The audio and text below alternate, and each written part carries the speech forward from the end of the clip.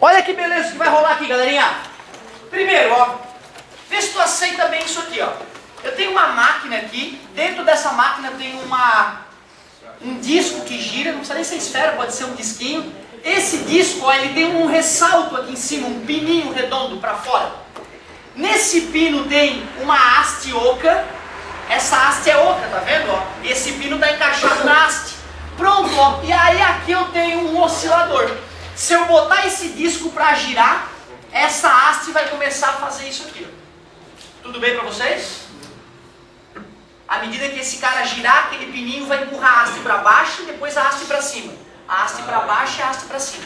Se bem que isso aqui é idiotice, porque eu sou engenheiro mecânico e quero te mostrar por que está indo para baixo e para cima. Mas o que importa é que está indo para baixo e para cima. Certo? Tudo na vida que se repete, tem um período e uma frequência. E esses movimentos então repetitivos na física, seja um pêndulo, seja um MCU, a gente também mostra, a gente entende eles como MHS, movimento harmônico simples. Isso tu vai ter uma aula sobre esse movimento. Aliás, depois dessa nossa aula, essa aula de MHS vai ficar bem mais light para ti. Mas vai ser legal, talvez coisas que fiquem nebulosas agora, na aula de MHS finaliza. Mas o que é o MHS? Isso aqui é o MHS. É um movimento harmônico simples. Isso aqui, ó, não é um MHS, isso aqui é um MCU. Mas imagina que tem luz aqui em cima, o sol, por exemplo, e aí vai ficar a sombra da minha mão. Tu concorda que a sombra da minha mão vai ficar fazendo assim? Concorda comigo? A sombra da minha mão está formando um MHS, embora a minha mão esteja em M. Que bonito. Então, na verdade, esse disco vai girar em MCU. Mas é como se isso aqui fosse a sombra dessa bolinha aqui, né? Concorda comigo? Então, essa ponta vai descrever um MHS. O que é MHS? Bonito. MHS, movimento harmônico simples. Obrigado pela participação. Eu fico feliz, cara, tem uma turma assim grande, não é todo mundo que se dispõe a estar ali repetindo e tal. Eu fico muito feliz. Galerinha, vamos precisar de uma equação para adivinhar onde essa ponta está com o passar do tempo.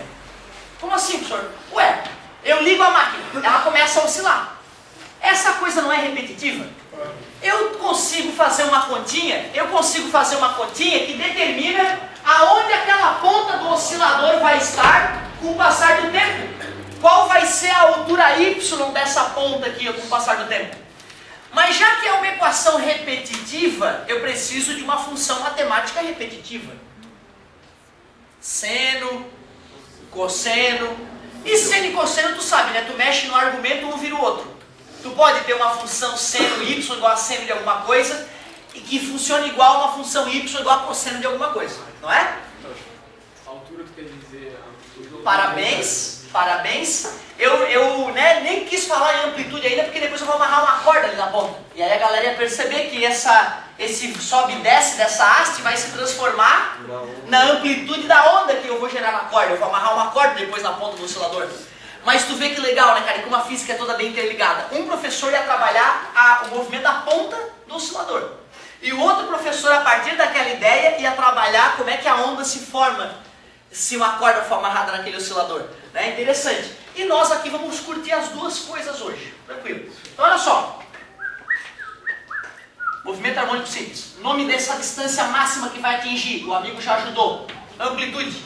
Mas eu quero descobrir qual é a posição y em um determinado momento. Ela nem precisa estar no ponto máximo, né? Podia estar aqui no meio, não podia? Podia estar subindo ou podia estar descendo. Eu vou usar uma função cosseno para isso. Como é que seria, por exemplo, o cosseno de t? Se o t fosse 0. 1. Cosseno de 0 é 1. Quer dizer que no tempo 0, essa coisa teria que estar na posição 1. Mas será que vai estar sempre na posição 1? Não, depende do meu brinquedo. Eu posso colocar a ponteira onde eu quiser e apertar liga. Concorda comigo? Então tu vê, só essa função não resolve. Tem que saber o período? Eu tenho que saber quanto tempo vai demorar para se repetir, sem dúvida nenhuma. Mas o que eu quero dizer primeiro é o seguinte, ó. Se a equação fosse assim, no tempo 0 teria que estar na posição 1. Mas qual é a posição? Pois é, pode ser uma posição qualquer. Por isso que eu vou fazer o seguinte, ó. Vocês concordam que se eu somar um ângulozinho ali, Eu posso escolher aquele ângulo para o objeto estar na posição que eu desejar? Não entendi, professor, vou te explicar de novo. No tempo zero, o tempo zero não é o início do fenômeno? Vamos supor que no tempo zero essa coisa esteja na posição zero, o oscilador esteja na posição zero. Que número eu deveria colocar ali para isso poder se tornar realidade? Deixa eu ver, vamos botar uma ali. Y igual, cosseno de... O tempo é zero, né? Mais 1, cosseno de 1. Quero ver quem me diz o cosseno de 1. Dá trabalho achar o cosseno de 1. Engraçado, foi o mesmo argumento da galera da outra turma. E aluno top. Aí depois ele corrigiu. Ah, é 90 graus, né? Aqui nós vamos usar radiano. Ou seja, deixa eu ver se é verdade agora. Tempo zero, botamos zero. Não foi? Cosseno de π sobre 2. Zero, né? Cosseno de π sobre 2, cosseno de zero é 1. Cosseno de π é menos 1. Cosseno de π sobre 2, que é 90 graus, dá zero. O seno de 90 é que é 1. Tudo bem para vocês? Agora está na posição zero que eu queria, né? Tu viu? Eu escolhi o ângulo correto para o brinquedo começar na posição onde eu queria. Por isso que aquele ângulo é chamado fase inicial. Nome justo, né? Porque diz a fase inicial da coisa. Deixa eu ver se tu entendeu. Que ângulo eu deveria colocar ali para o brinquedo estar na posição menos 1 na hora de começar a oscilar? Isso aqui não era para estar aqui. Aqui, ó. Era para estar na posição menos 1 o brinquedo. Quanto? 30? Ah, pi, pelo amor de Deus. Estou assustado. Eu tenho umas 5 pi nervosas já. 0 vezes t dá 0. 0 mais t. 0 mais pi é pi. E cosseno de pi? Menos 1. Deu menos 1. Se o cara estivesse na posição menos 1 no início, né? A fase inicial deve ser pi. Mas vem cá. Vai ser sempre de 1 até menos 1? Não, né? E se eu quiser fazer de 1000 metros a menos 1000 metros? Vai dar trabalho, vai ser uma puta de uma máquina. E se eu quiser fazer de 30 milímetros para cima e 30 milímetros para baixo? Eu posso? Não posso? Isto é a Então, já que isso aqui vai de 1 a menos 1, basta eu botar na frente um A. Pronto. Se eu escolher o A adequadamente, se eu botar 3 aqui, a máquina vai de 3 a menos 3, por exemplo. Se o raio do disco for 3 metros, eu boto 3 ali. Concorda comigo? Se for um disco de 0,5 metros, eu boto ali 0,5 metros, que eu sei que a máquina vai subir 0,5 e descer 0,5. Tudo bem para vocês? Tu viu? Eu parti de uma função idiota, cosseno. E fui botando uma letrinha aqui, uma letrinha colar, para que isso pudesse ser usado para prever a posição da ponta desse oscilador. Os nossos períodos serão os pis. Ainda não falei em período, tu viu, né? O cara levantou a bola e eu me desviei. Eu não quero falar disso ainda. Tá vendo? Não, bacana, adorei, agora eu vou falar disso. Então, ó, não é que eu falo isso porque assim, a nossa interação é muito legal. O aluno dá uma dica, eu toda hora tô... Cara, se tu for ver o vídeo da outra turma, não tem nada a ver com esse. É a mesma equação, não é nada igual, é porque vai acontecendo, eu não posso prever o que vai acontecer na aula. Eu adoro a participação de vocês, adorei. Então, ó, amplitude. Por que eu multipliquei por A? Para o brinquedo não ficar de 1 a menos 1 toda hora. Agora eu escolho A e eu faço o brinquedo ir da onde aonde eu quiser. Não é isso? A fórmula ficou mais genérica. Isso aqui, por que eu acrescentei aquele fizeram? Para a fase inicial, que é para poder botar o brinquedo aonde eu quiser, na hora que eu quiser. Afinal, seria um saco para a equação funcionar, tem que regular o brinquedo. Peraí, deixa eu botar ele no lugar. Ah, agora está na posição certa. Agora a equação funciona. Aí fica chato. Então eu mexo na equação para ela se adequar à realidade. Tudo bem para vocês? Só está faltando, o amigo estava agoniado, é aquele tempo ali, pô. Essa coisa não vai se repetir? Eu preciso colocar alguma coisa na conta que permita, depois de determinado momento, a conta voltar a dar o mesmo resultado, né? Porque a conta vai começar a se repetir. É isso aí. Vocês aceitam que a velocidade com que esse disco gira determina a velocidade com que a ponta sobe e desce? Se isso aqui gira devagar, aquilo ali sobe e desce devagar. Se isso aqui gira de rápido, sobe e desce rápido. Tudo bem? Sim. A velocidade angular desse disco é que vai determinar o período. Claro, lembra o que é a velocidade angular? 2π sobre tesão. Que tesão é esse aí? Período. Só para relembrar, lá no 3p eu fiz a deduçãozinha, aqui vou fazer também. Velocidade e distância sobre tempo, não é isso? No movimento circular uniforme, qual é a distância de uma volta? entre R e o tempo de uma volta? Atenção, período. Lembra? Esta é a fórmula da velocidade linear para movimento circular. Só que se eu quiser velocidade angular, em vez de distância sobre tempo, é ângulo sobre tempo. Qual é o ângulo de uma volta? 2π. Qual é o tempo que demora para dar uma volta? Período. E tu concorda que o período que isso aqui demorar para se completar é o tempo que isso aqui vai demorar para repetir? Claro, né? Quando essa completar uma volta, essa vai ter completado o movimento de sobe e desce. Se o período disso é 2 segundos, o período da ponteira, claro. Então tu vê, usando a velocidade angular do disco do oscilador, eu consigo achar o período da ponteira, que é o que me interessa. Então olha o que eu vou fazer. Vocês concordam que se eu pegar essa fórmula aqui, o ômega, e multiplicar por t, quando esse t se igualar ao período, o número dividido por ele mesmo, dá 1, né? Concorda? E aí o cosseno de 2π volta a dar 1 de novo, né?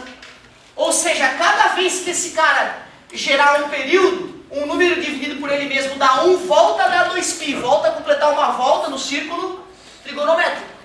Então olha o que eu vou fazer para aquela equação poder subir e descer no ritmo disso.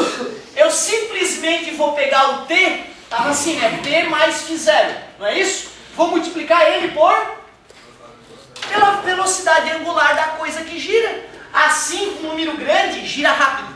Isso aqui vai se repetir rápido. Esse A vai de mais A menos A rápido. Se esse aqui é um número pequeno, essa repetição vai ser mais demorada. Esse A vai subir de A menos A mais lentamente.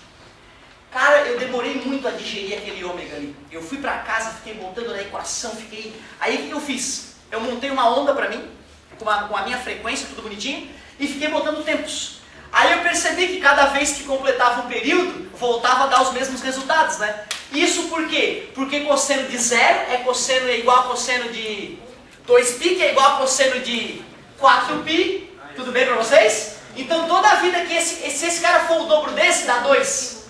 4π. Se esse cara for o triplo desse, dá 3, 6π. Mesmo valor de novo. Sacou?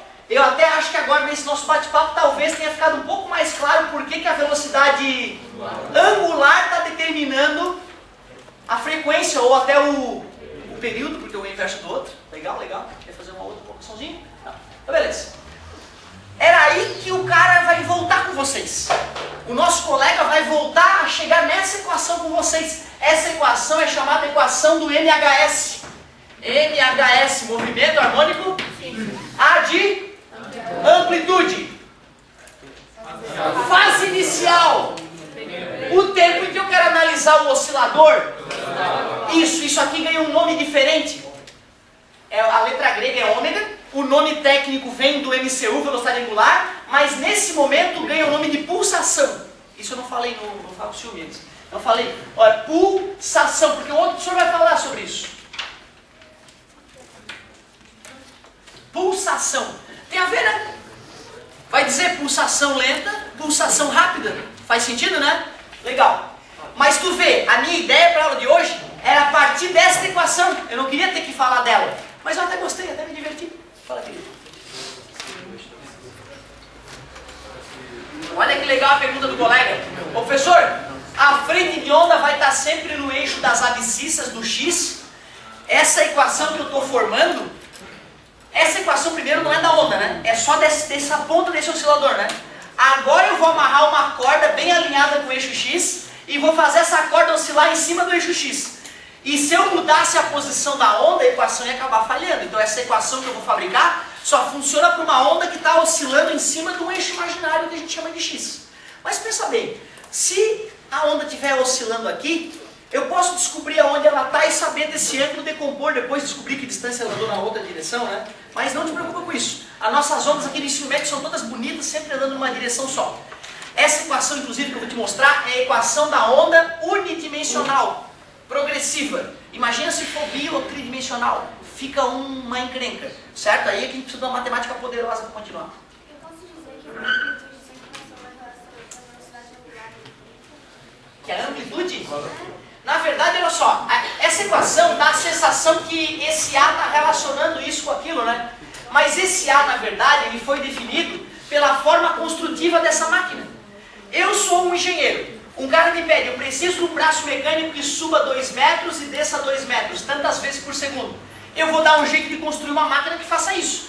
A equação que vai representar aquela máquina tem que ter um 2 aqui, para essa equação poder ir de 2 a menos 2. Ou seja, isso aqui, ele está conectado com esses números devido à realidade física da máquina. Não existe algo que intrincado, que relaciona fisicamente essas coisas que não seja a construção daquela máquina.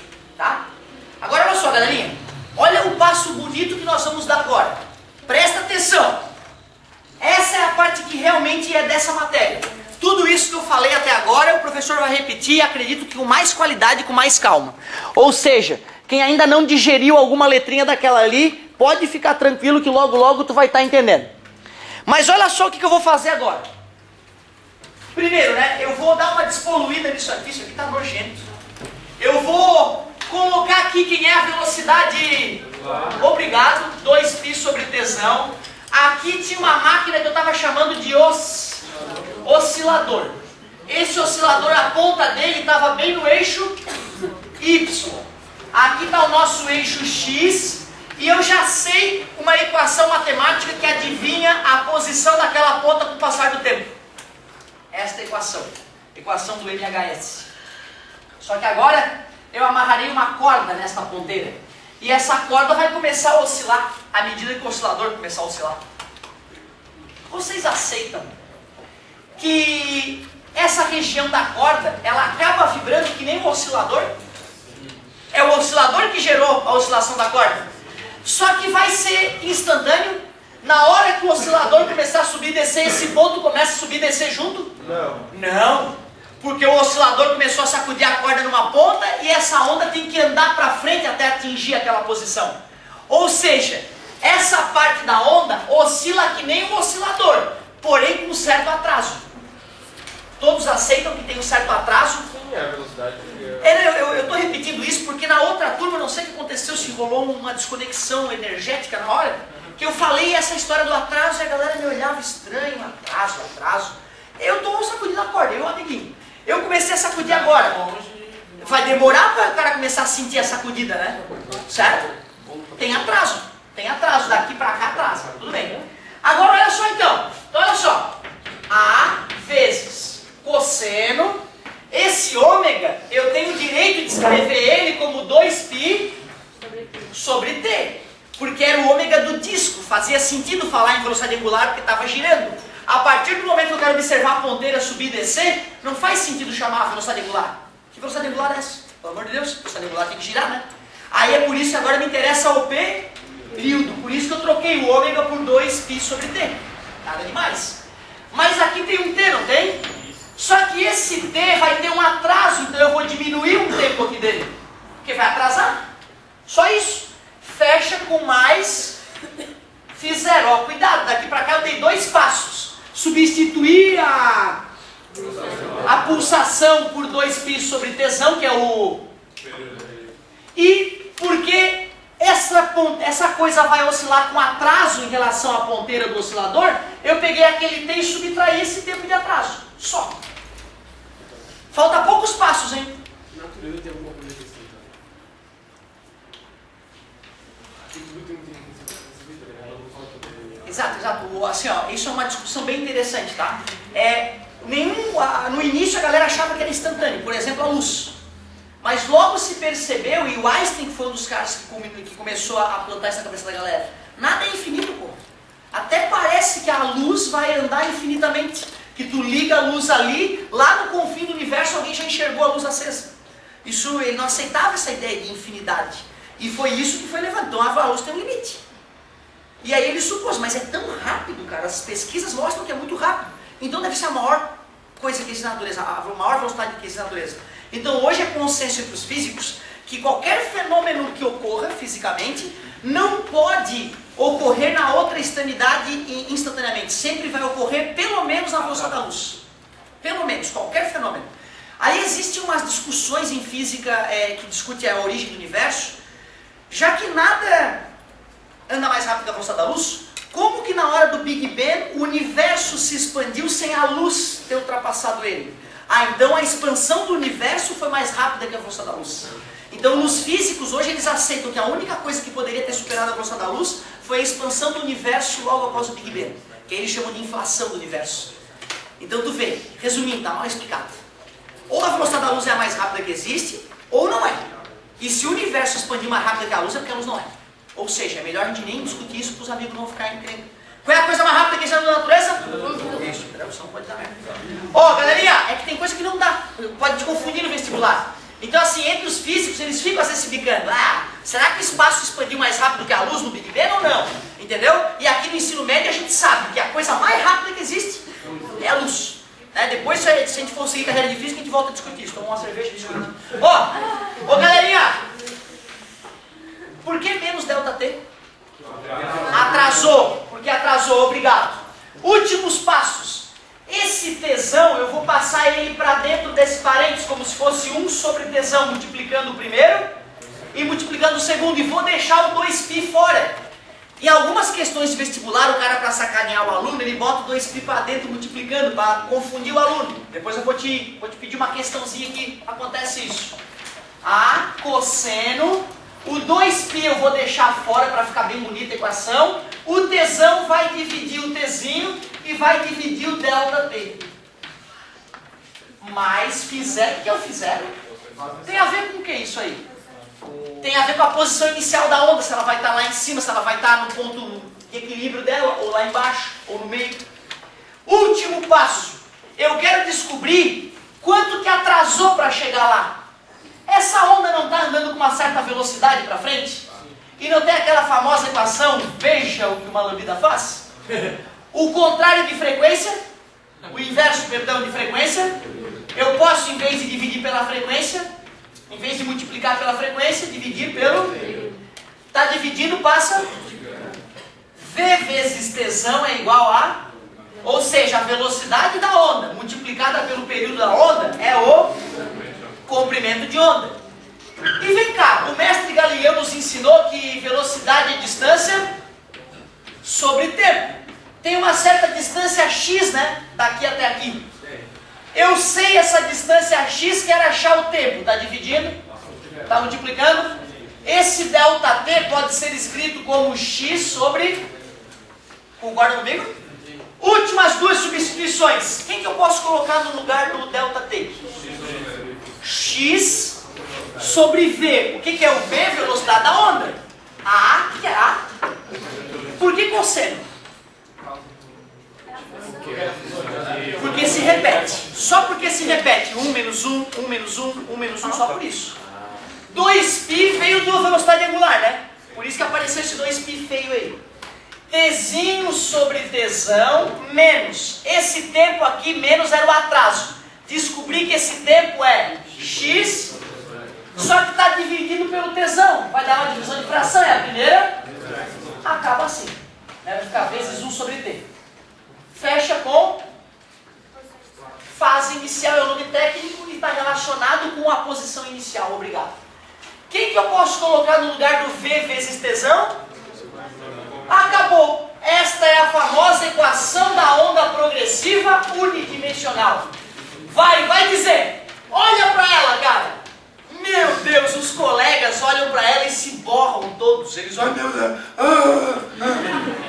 Porque ela é feia. Ela é feia que é danada. Mas na hora de usar, acredita em mim, é ridículo. Por exemplo, pergunta clássica. Qual é a amplitude da onda? É isso que eles vão te perguntar no vestibular, cara. Palavra de honra. Eles vão dar uma equação feia como essa. Essa vai estar no formulário e eles vão te pedir qual é o período. Tu vai olhar uma para outra, vai igualar uma outra e vai dizer. Ou seja, embora a aula seja complexa, a dedução da fórmula seja realmente desafiadora, na hora de aplicar, meu querido, é mumu com fã. É fácil. Mumu com fã. Cara, foi um professor de física uma vez que me falou isso. Filho da mãe me impregnou no cérebro, às vezes sai de mim, sabe? Mumu com fã também.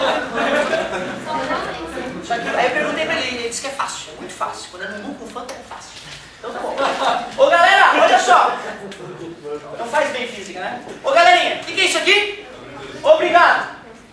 Tempo. Período. vez, é a distância da ponta do oscilador ao ponto onde eu estou observando a onda. Essa é a distância x. Comprimento de onda, fase inicial. Eu vou fazer um exemplo para desmistificar o medo que dá olhar para essa fórmula. Vou te mostrar que ela é tranquilinha. Sabe o que me confundia quando eu aprendi isso aí? Primeiro que o professor não me falou de onde é que é. Então ele já chegou e lascou a fórmula no quadro e eu fiquei apavorado. Eu jamais imaginei que eu pudesse ter competência intelectual para entender a origem da fórmula. Jamais. Porque ele nem tentou, ele simplesmente jogou a fórmula no quadro. Aí ele falou o seguinte, ó. Ele falou o seguinte, Otávio. Se esse menos aqui, ó. Esse menos aqui é porque a velocidade da onda é positiva. Se fosse mais, era negativo. É o contrário, cara. Eu fiquei louco com aquilo. Por que mesmo que apareceu aquele menos? Porque era um atraso. Não era um atraso? Por que eu estou dizendo que atrasou? Porque eu estou considerando que para lá é o x positivo, né? Mas se a onda se propagar no sentido oposto, aí ela vai chegar no ponto antes de chegar no oscilador, digamos assim, né? Na ordem que estava fazendo. Ou seja, se aqui é menos, é porque a onda está indo no sentido positivo do x. E se aqui é mais, a onda está indo no sentido negativo. Mas tu vê, né? Se o cara tivesse deduzido e me demonstrado que o menos era devido ao atraso, eu ia supor que se a onda viesse do outro lado, ela ia chegar adiantada. Entende? Né? Então toma cuidado, hein? Menos velocidade positiva, mais velocidade negativa. E repetindo, em uma dimensão, imagina em duas. Imagina entender uma onda tridimensional, né? Precisa de uma equação um pouco mais feia. Vou fazer um exemplo que tu vai ver que é bom, hein? Qual parte? Pelo menos?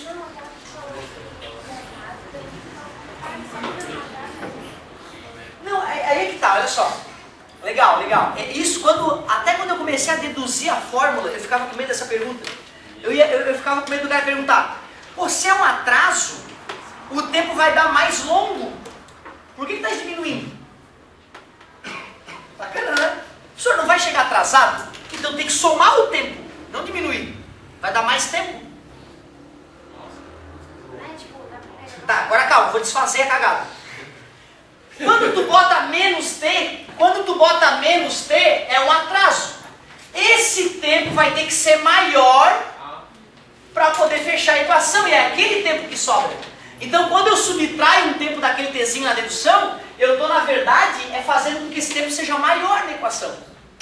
Então, eu estou aumentando o tempo, eu estou atrasando a onda quando eu subtraio aquele ΔT. Mas isso aí me travou o cérebro, cara. Eu fiquei... E não foi assim rapidinho, depois eu descobri, por que ele diminuiu se ele está atrasando, tem que somar o tempo. Aí depois eu identifiquei, ele subtraiu aqui, quer dizer que esse tempo agora vai ter que ser maior para poder compensar essa subtração que eu fiz. Ou seja, quando eu fiz esse menos t, esse cara aumentou, na verdade. Atrasou. Tá beleza? E é isso que deixa o cara confuso. Mas agora que eu te mostrei essa delicadeza, tu já sabe. Positivo é positivo. Eu apontei, o amigo falou, é positivo. O que é positivo? A velocidade. E se for positivo, a velocidade da onda é negativa. Isso tem a ver com esse atraso do mal.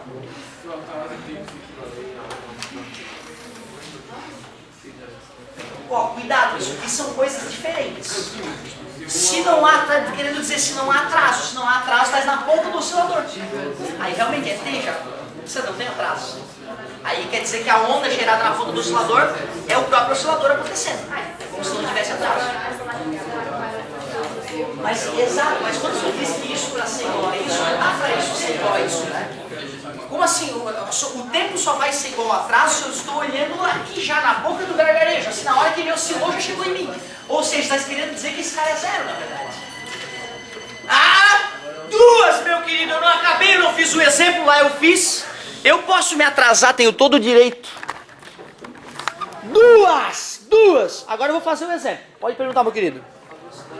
Que o oscilador faz na velocidade da onda que formada pelo oscilador sempre igual? Repete. A velocidade da onda formada pelo oscilador é sempre igual? Garoto, que bonita pergunta. Olha só. Olha só a colocação do colega. Professor, a velocidade da onda formada pelo oscilador é sempre a mesma? Eu vou fazer uma pergunta diferente. Será que a velocidade com que aquele disco gira altera a velocidade com que a onda avança na corda? Por incrível que pareça, não. A velocidade da onda na corda depende do tipo de corda, se ela é mais grossa, mais fina, ou se ela é mais densa ou menos densa, um cabo de aço ou um nylon, e da tração na corda. Só. A velocidade da onda numa corda depende só de quanta força estão esticando a corda e da densidade linear da corda. Eu digo que essa equação que eu vou só mostrar agora, que eu não vou deduzir hoje, porque é a dedução mais bela do ano, a mais bela dedução do ano da fórmula de Taylor, é assim, ó, raiz de F sobre Mi. O que é o F? A força que eu estico a corda. E o Mi é a densidade linear da corda. Por exemplo, um cabo de aço tem um Mi grande, que é denso. Né? Uma corda de algodão oca, por exemplo, teria um Mi pequeno, porque ela é levinha, ela é pouco densa, certo? Essa aqui é a fórmula de Taylor. Então, ó, para saber a velocidade da onda na corda, não é o oscilador que determina, é a própria corda e a tração dela. E por isso, quando tu aperta o tarraxo do violão, a velocidade da onda na corda muda e a frequência da onda muda. É isso, certo? Aumentando a força na corda, tu altera a velocidade da onda na corda e altera a frequência emitida pelo violão. Legal, né? Ô, galerinha! Olha só que colocação bonita para complementar a colocação do amigo. Então, se a frequência do oscilador, que equivale à palheta do músico na corda do violão, concorda comigo? Aquele oscilador ali é a palheta do músico na corda do violão. Então quer dizer que se aquela velocidade interferisse na velocidade de propagação da onda, quando o músico fosse fazer um solo mais rápido, ia desafinar o violão, a frequência ia ser diferente. Ou seja, eu pego a corda Mi, toco ela lentamente, sai Mi, Mi, Mi. E aí eu toco ela rapidinho, sai Mi, Mi, Mi, Mi, Mi, Mi, mas sai Mi. E esse Mi é a frequência da onda. Concorda comigo? Então, muito bonita a colocação que tu fez. Se não fosse assim, professor, o músico ao dar a palhetada lá mais rápido, não ia ter afinação de guitarra do cara. Bonita, nunca tinha escutado dessa maneira. Ótimo. Então já ganhei argumentos para a próxima aula. Ô galerinha, olha só, claro, então acho que agora quando isso for acontecer eu não vou cutucar isso, né? Tem sempre músicos interessados na aula. O brasileiro é meio músico quase, né? Só eu que não aprendi. Ó, só eu que não vou. Tentei, não vou. Na verdade eu decorava as coisas, né? Eu não sabia a teoria musical por trás. Eu gostava de Chico Buarque, comprei um livro das músicas do Chico e decorei lá. Fim de acordes. E aí fingi que estava tocando. O leigo olha, pô, o cara toca Chico Buarque, mas na verdade se pegou músico, sabe que eu estou enganando. Que por incrível que pareça, não é a mão esquerda que é a importante do violão. Não são os acordes, é a mão direita. E todo instrumento, a mão direita, para quem é destro, é a mais difícil. Só que para o leigo que está aprendendo violão, o problema é a pestana, né? Quando surgiu a primeira pestana, o cara larga o violão. Porque precisa de meses deixando a mão forte para tu não fazer, né? Tracejar ali. Mas arrisca, cara. Depois de 2, 3 meses a pestana sai, aí tem os teus amigos lá, porra, tu tem um violãozinho para tocar, é um clima gostoso. E aí depois tu vai ver, quando tu superar a mão esquerda, que é a mão direita, que a minha mão direita é morta. E tem cara que parece que cada dedo é um bicho independente, né, cara? Nunca vi daquilo lá. Conversando contigo. E o cara que está aprendendo está se matando lá. Pessoal, vou fazer uma, hein? Vou fazer uma. E a da UFSC que é tua. Ó, eu quase que eu fiz a da UFSC na outra sala. Mas aí eu percebi que em cima tinha uma outra, porque a da UFSC é tua, né? Sabe? É clássica tua. Ó, página 47, questão 50. Meu Deus, ferrou! Olha a equação da onda, meu querido. 0,15 cosseno de 2π que multiplica 0,2t menos 0,1x. Ai meu pai, sobre 2. A maioria olha para isso e nem faz. Ele nem lê as alternativas, te juro. É estatístico, o cara não toca na questão. A amplitude ele sai perguntando. É isso, galera. Só para garantir, eu vou colocar a fórmula mãe aqui embaixo.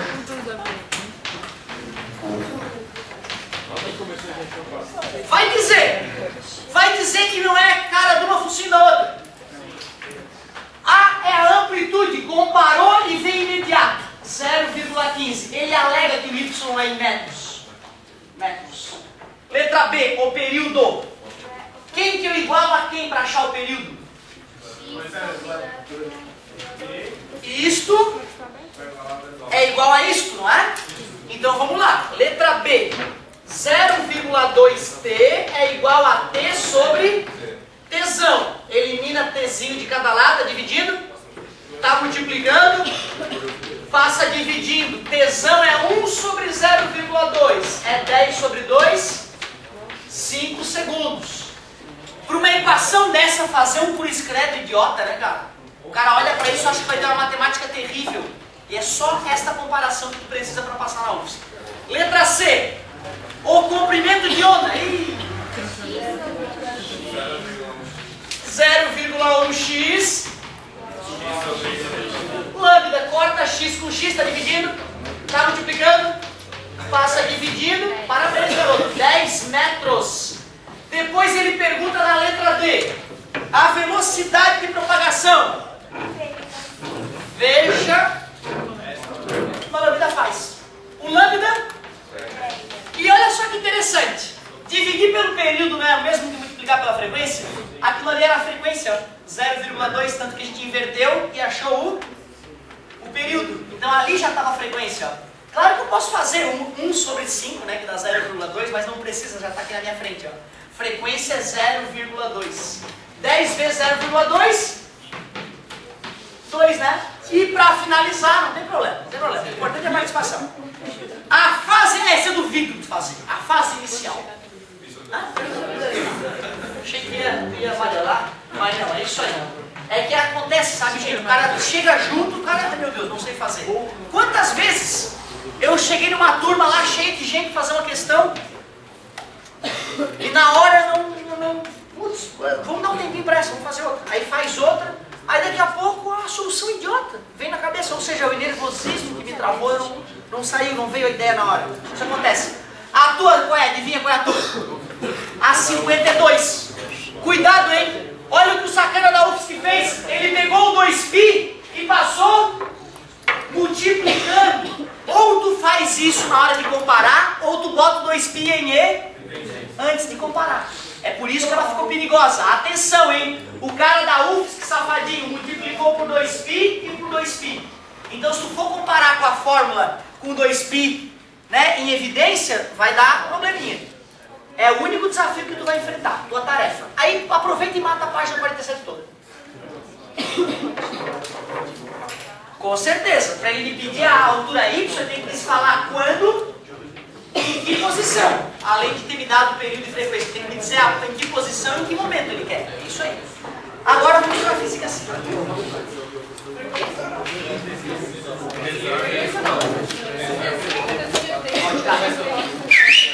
Só por curiosidade, ó, imagina uma onda oscilando. Essa mão aqui, essa mão, anelzinho, a mão. Quando que ela atinge a altura máxima e a altura mínima, né? É fácil, né? Máxima, mínima, tudo bem? Quando ela atinge a altura máxima, ela vai parar de subir e vai começar. Ela tem que parar. Concordam comigo? Quando ela atinge a altura mínima, ela tem que parar, porque ela estava descendo e vai começar a... Tu concorda então que a onda para instantaneamente na crista e no vale? Nessa direção estou falando. Quer dizer que aonde que a onda vai ter a velocidade máxima de subida e descida? Bem no meio. Porque lá ela parou. Essa parou de descer, essa parou de subir. Aqui elas pararam de novo. Parou de subir, parou de descer. E aqui no meio elas estão andando. E a velocidade é máxima.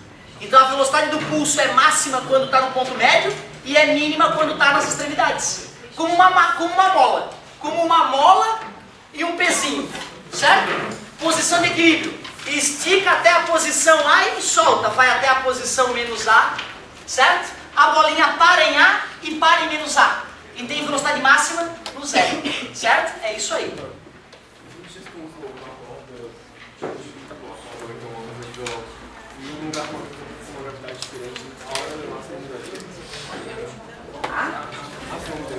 Massa é uma coisa fixa. Ah, sim, a gravidade interfere, com certeza. A gravidade interfere.